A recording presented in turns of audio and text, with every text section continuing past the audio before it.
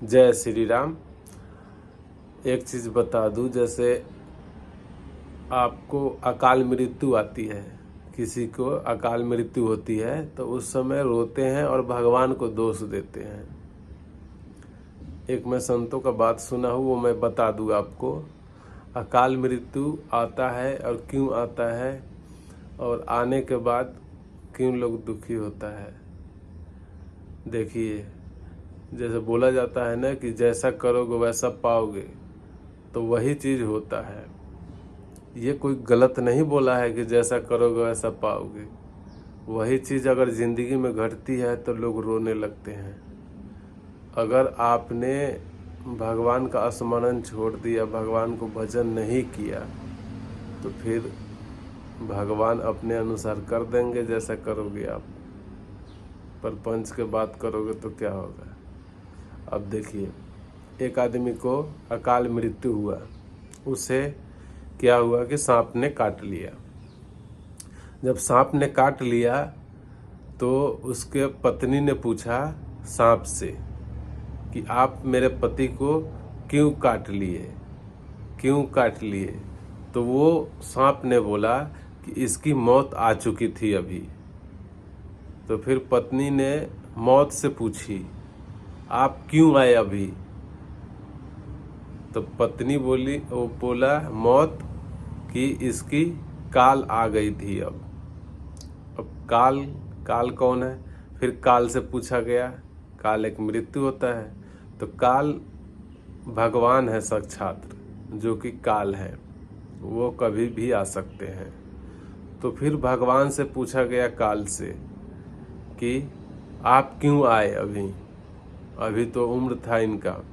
तो फिर काल भगवान बोले कि इसकी जो कर्म है, जो यह कर्म किया है, उसके अनुसार इसका मृत्यु आ चुका था, इसलिए हमने आया, इसलिए हमने प्रहार किया, इसलिए हमने सांप भेजा।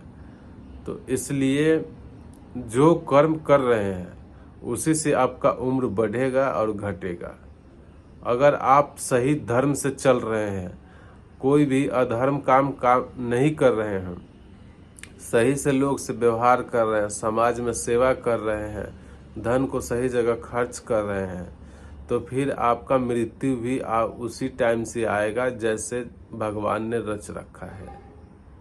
तो इसलिए आप सभी भगवान के शरण में जाइए और भगवान से कहिए कि हमें भक्ति प्रदान कीजिए और भक्ति दीजिए कि मैं भी भक्ति करूं, क्योंकि भक्ति के बिना कुछ नहीं है। अगर भक्ति कर रहे हैं तो काल भी आएगा तो घूम के चला जाएगा, क्योंकि अकाल मृत्यु आएगा ही नहीं कभी। अगर भक्ति कर रहे हैं तो आने के बाद भी वो चला जाएगा कि कहेगा बाप रे, ये तो राम का नाम जपता है, इसे नहीं छूऊंगा। वो तो प्रभु ही इसे अपने शरण में ले सकते हैं, बाकी हम लोग तो कुछ नहीं लेंगे इसका। तो इसलिए आप सभी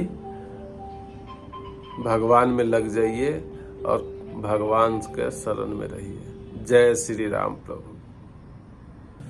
एक बार आप लग के तो देखिए कि क्या रिजल्ट आता है। इतना मन खुश रहेगा, इतना खुशी रहेगा कि आपको कोई भी दुख आ जाए, बड़ा से भी बड़ा, तो भी आप दुखी नहीं होइएगा। एक बार लगिए इसमें, एक बार सुनिए सत्संग।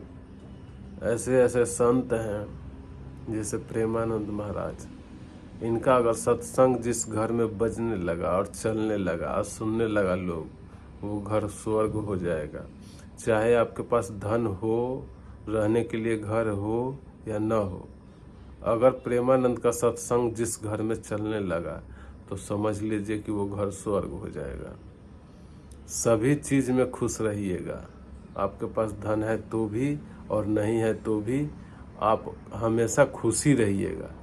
तो इसलिए सत्संग सुनिए प्रेमानंद का और भजन कीजिए आप लोग और भगवान में लग जाइए। उसके अलावा कोई सार नहीं है।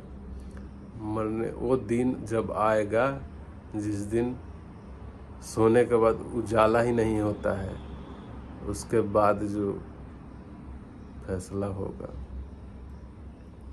कोई नहीं बचा पाएगा। गरुड़ पुराण सुनिए और पढ़िए। एक बार पढ़िएगा तो पता चल जाएगा कि क्या गति होती है मरने के बाद। इसलिए आप सभी एक बार सुनिए गरुड़ पुराण, बहुत ही अच्छा है। अगर जिंदा में नहीं सुने तो मरने के बाद वो सुनाया जाएगा और याद दिलाया जाएगा कि अब तुम्हारा दोस्त कहाँ गए, अब तुम्हारा परिवार कहाँ गया और अब तुम कहाँ आ गए हो। ये सब चीज़ बनने के बाद याद दिलवाया जाएगा। इसलिए आप लोग सभी लोग भगवान के शरण में जाइए। जय श्री राम।